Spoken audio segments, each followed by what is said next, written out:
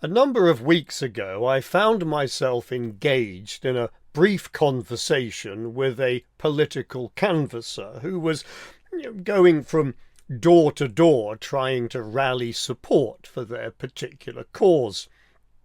I believe the lady was also the deputy leader of the local council, and during our brief conversation she made mention of the success of the council's services for children. She said something like, "Thank God we have a good children's service," all part of their so-called social care system. Anyway, I said something to the effect that I was awfully pleased that she was able to thank God for such things, to which she rather hastily replied that she didn't actually mean that. She was only speaking technically. So there I was introduced to the idea of a technical God. Of course, every day people are saying things like, "Oh my God," or "Thank God for this or that," and I suspect most of the time are quite unaware of what they're actually saying. Still, it might provide a useful conversation starter, unless, of course, if they are only speaking technically. I don't know whether you saw any of the newly elected MPs to Westminster take an oath of allegiance following the general election earlier this month. You may have heard them say, "I swear by Almighty God that I will be faithful and bear true allegiance to His Majesty King Charles, his heirs and successors, according to law. So help me God." Some chose to make a solemn affirmation instead of taking the oath, leaving God out of it altogether. But I do wonder whether some of those taking the oath might not have been using the term in a purely technical fashion. I imagine that if you've decided to listen to a message such as this, you would never do such a thing. If ever you say, "Thank God for this or for that," and I hope you do so regularly, then you will genuinely be wanting to thank God. You will be meaning exactly what you have said, and would certainly not be speaking in any technical fashion. But we live in a society where people speak without thinking about what they're saying and say things which they don't really mean. It seems at times that truth and integrity are, well, maybe often in short supply. All that matters is we live as we please, regardless of whose name we might invoke along the way. After all, to many, God is simply a technical term that speaks of something abstract or elusive, but, well, means nothing in particular. One of those things which sets apart the follower of Jesus from most of those of this world is a desire for truth. We know that things are not what they might appear to be, and we have found the one who is the way, the truth, and the life, and we have learned that only in him are we able to see things as they truly are. It's only by his light in our lives that we're able to navigate through a world that is full of so much deception and falsehood. Standing before Pilate, Jesus said, "For this purpose I was born, and for this purpose I have come into the world, to bear witness to the truth. Everyone who is of the truth listens to my voice." And we have listened to the voice of the Son of God. because we are of the truth. We've chosen to live in truth, however uncomfortable that might sometimes become. And not only do we pursue truth in all we do, but we are by nature to be truthful and full of integrity ourselves. We should think about what we say and say only what we mean to say. When teaching of life lived under the reign of God, Jesus plainly said, "You have heard that it was said to those of old, 'You shall not swear falsely, but shall perform to the Lord what you have sworn.' But I say to you, do not take an oath at all, either by heaven, for it is the throne of God, or by the earth, for it is his footstool, or by Jerusalem, for it is the city of the great King. And do not take an oath by your head, for you cannot make one hair white or black. Let what you say be simply yes or no. Anything more than this comes from evil." Well, the principle is really rather straightforward. There should be no need for the disciple of Jesus to ever have to resort to any form of unnecessary exaggeration by swearing on this or that, but our word should simply speak for itself. We should say what we mean, and we should mean what we say. Jesus was teaching within a socio-religious context where truth was not in plentiful supply. Far from being exempt from such dishonesty, the religious leaders themselves had perfected a system of fraudulence whereby they appeared to be speaking truth whilst knowingly being dishonest. But of course it sounded so terribly righteous and awfully holy. Here's what Jesus had to say to them on one occasion. "Woe to you, blind guides, who say, 'If anyone swears by the temple, it is nothing. But if anyone swears by the gold of the temple, he is bound by his oath.' You blind fools!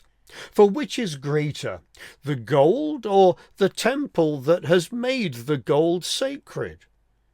And you say, 'If anyone swears by the altar, it is nothing. But if anyone swears by the gift that is on the altar, he is bound by his oath.' You blind men! For which is greater, the gift or the altar that makes the gift sacred? So whoever swears by the altar swears by it and by everything on it. And whoever swears by the temple swears by it and by him who dwells in it.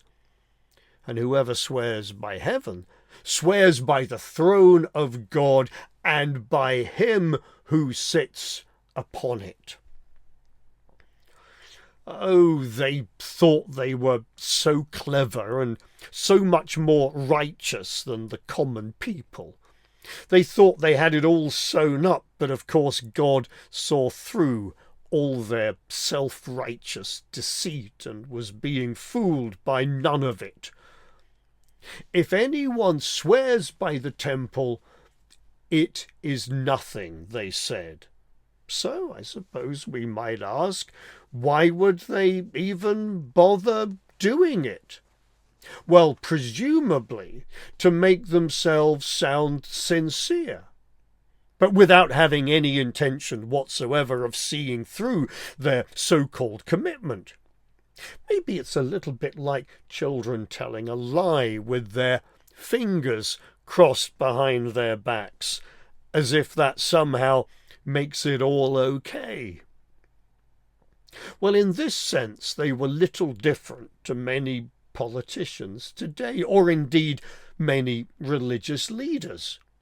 Their main concern seems to have been with keeping up an appearance, signalling their virtue to look good before others, but without having the character or lifestyle to back it up.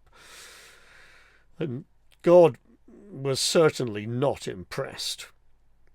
So one could swear by the temple and then do whatever one liked. But if one swore by the gold of the temple, then one was bound by whatever oath one was making.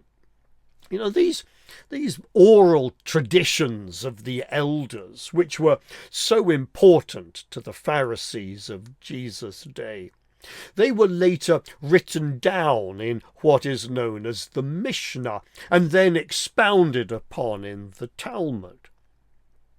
Within the major section of Mishnah, which covers civil and criminal law, the functioning of the courts and what have you, there is an entire tractate or book dealing with the taking of oaths.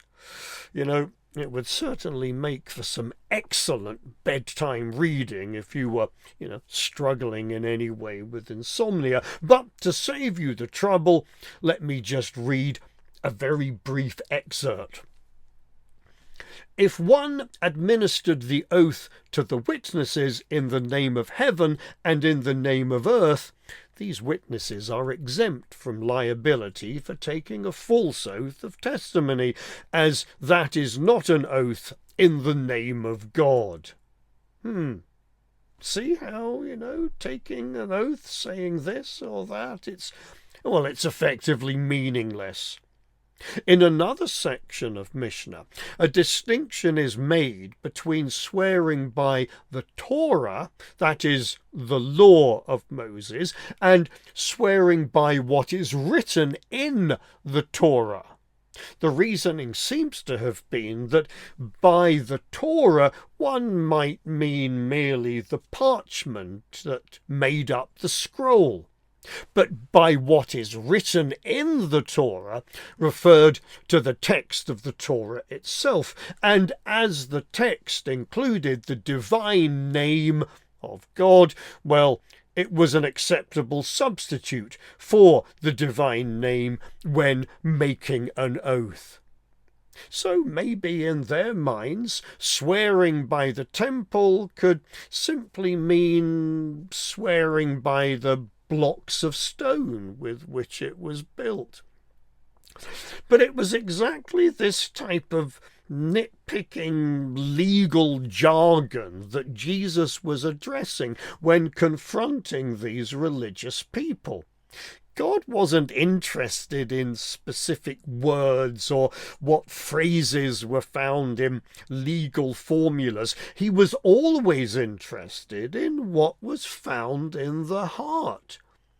Was there truth or was there falsehood? Was there an intention to call God as witness, or was his name only being used out of convenience or habit? To swear by heaven was to swear by the throne of God, he says, and by him who sits upon it. To swear by the temple was to swear by him who dwells in it. The intention was the same. And all this ridiculous word-playing nonsense was, well, it was simply ridiculous. For the follower of Jesus, there should never be any reason to resort to any form of unnecessary exaggeration by swearing on this or on that or the other. Our word should simply speak for itself. As Jesus said, let what you say be simply yes or no. Anything more than this comes from evil. Later in the New Testament scriptures, James, the half-brother of Jesus, echoed these words when he wrote to some early believers, most likely believers who had had origins within Jewish culture. Well, near to the end of his letter, he wrote, "But above all, my brothers, do not swear either by heaven or by earth, or by any other oath, but let your yes be yes, and your no be no, so that you may not fall under condemnation."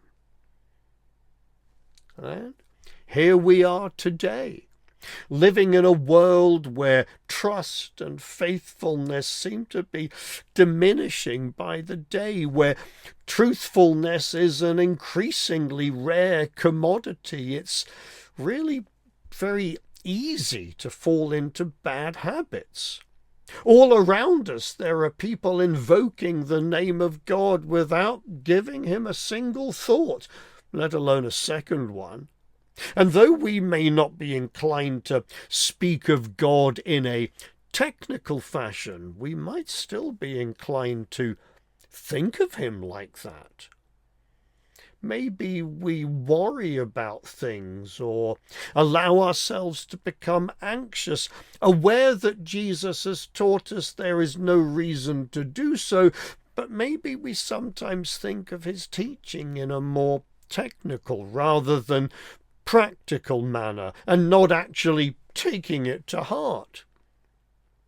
Maybe we sometimes react to situations inappropriately, technically knowing that we ought not to behave in a certain way, but again, not allowing the teaching of Jesus to take over our hearts. Maybe we've grown used to treating certain people in ways that are really not consistent with the ways of Jesus. Knowing what he said about loving even our enemies, but thinking of such love in a more technical fashion rather than living it out in our lives. Whether we're saying things that are simply not true, promising things we have no intention of fulfilling, claiming to believe things without them having an effect on how we live our lives, pretending to be something that we're not, we may have succumbed to the ideology of a technical God. If God or the things of God have become merely a technicality, well, maybe we need to think again about what it means to be of the truth, and then listen once more to the voice of the teacher.